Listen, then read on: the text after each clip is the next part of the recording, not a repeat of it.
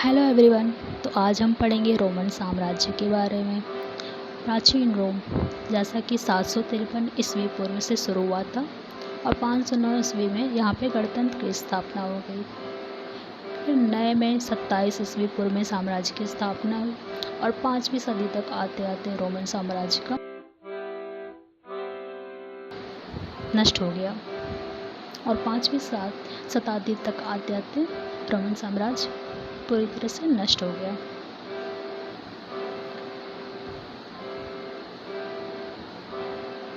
रोम जो कि मध्य इटली के टीबर नदी के किनारे बसा हुआ शहर था, इसने पूरे यूरोप पर अपना साम्राज्य स्थापित किया था। प्रारंभिक रोम के कुछ ऐतिहासिक स्रोत के बारे में हम बात करते हैं। ओके, शाही काल जो कि 753 ईस्वी पूर्व से लेकर 509 ईस्वी पूर्व तक चला था। उसके बाद प्रारंभिक गणतंत्र काल आता है जो कि 509 ईस्वी से पूर्व से लेकर 280 ईस्वी पूर्व तक चला था। इतिहास के लिहाज से इसको सबसे खराब काल माना जाता है क्योंकि इसके कोई दस्तावेज नहीं मिलते हैं और इसके बाद से ही सारे इतिहास लिखे गए हैं। ग्रीक इतिहासकारों ने भी इस पर ध्यान तब तक नहीं दिया जब तक पायरिक युद्ध में जो कि 280 ईस्वी पूर्व से लेकर 275 ईस्वी पूर्व तक हुआ, इससे रोम ने पूरे इटली पर अपना अधिकार स्थापित कर लिया। इसके बाद ग्रीक इतिहासकारों ने रोमन्स के बारे में लिखना शुरू किया। दक्षिण इटली के टोरेटम में रोम पहले स्थानीय इतिहासकार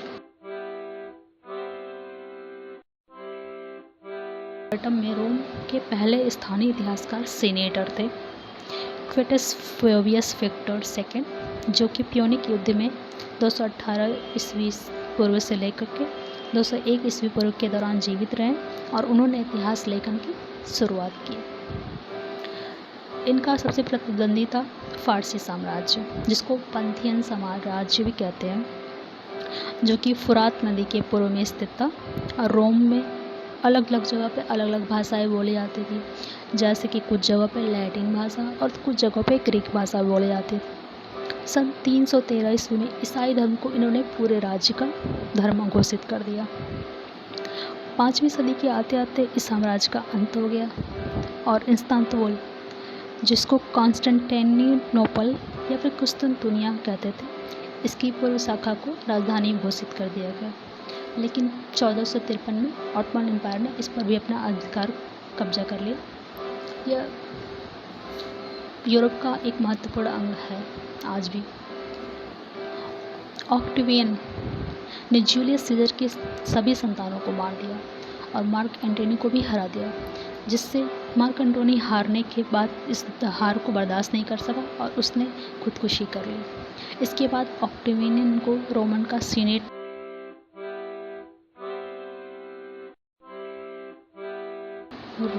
ऑक्टेवियन को रोमन सीनेट ने ऑगस्टस नाम दिया और ऑगस्टस ने सीजर के नाम से राज्य को संभाला।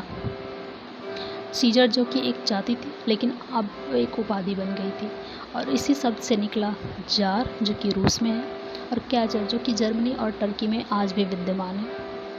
गृह युद्ध के कारण रोमन प्रांत, जिसको लीजन कहा जाता था, की संख्या 50 से घट करके 28 हो गई थी। जिस राज्य पर भी उनको शक होता था उसे साम्राज्य से बाहर निकाल दिया था। ऑगस्टस के बाद टाइबेरियस सत्तारूढ़ हुआ। उसके बाद कैलिगुला आया, जिसकी सन 41 में हत्या कर दी गई। अंतिम उनका वारिस था क्लाउडियस शासक बना, जो कि 41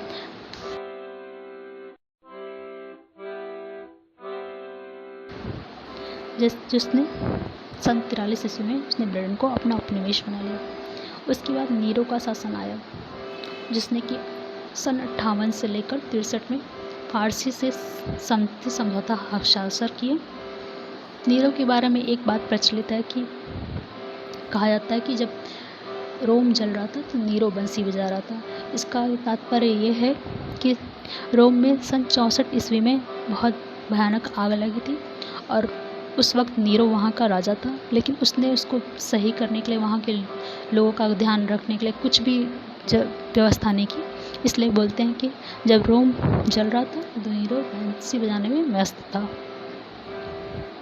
इन सब चीज़ों के बाद से सन 68 में उसने आत्महत्या कर ली।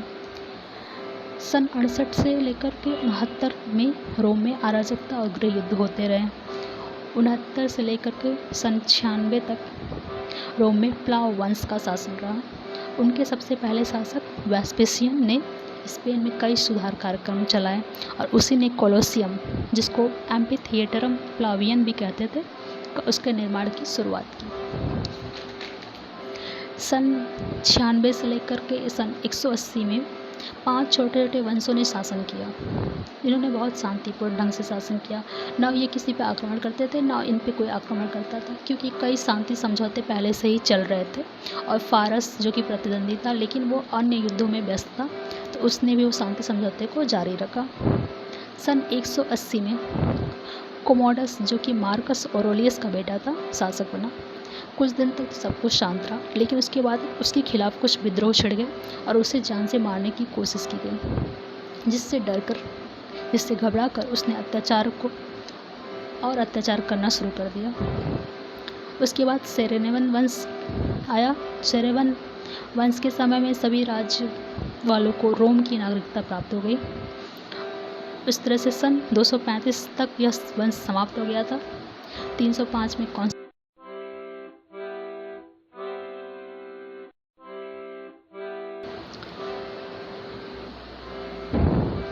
305 ईस्वी में कॉन्स्टेंटाइन का शासन आया।